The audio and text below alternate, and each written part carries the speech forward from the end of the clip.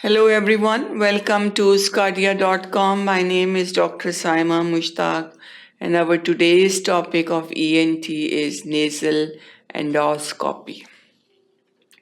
This topic of nasal endoscopy we will discuss in three different sections.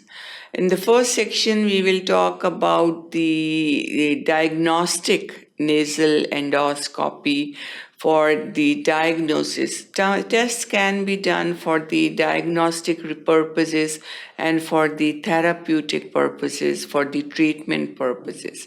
So the diagnostic nasal endoscopy, in the first section we will talk about the indications of diagnostic nasal endoscopy, what anesthesia is used, and what's the position for diagnostic nasal endoscopy.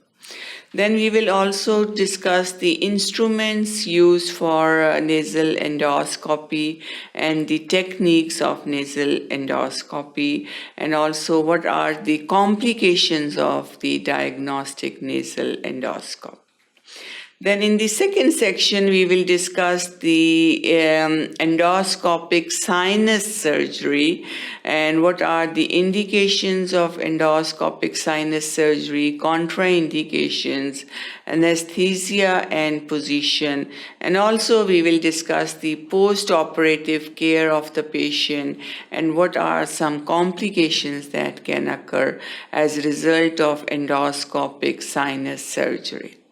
Then in the third and the final section, we will discuss procedure of endoscopic sinus surgery and what's the different techniques used, what are the surgical steps and definitive surgical steps. So all that we will discuss in today's topic of endoscopic nasal procedures or nasal endoscopy, and in which we will talk about the diagnostic nasal endoscopy, endoscopic sinus surgery, and the procedures or steps of the endoscopic nasal sinus surgeries. So keep watching sqadia.com to learn about this topic.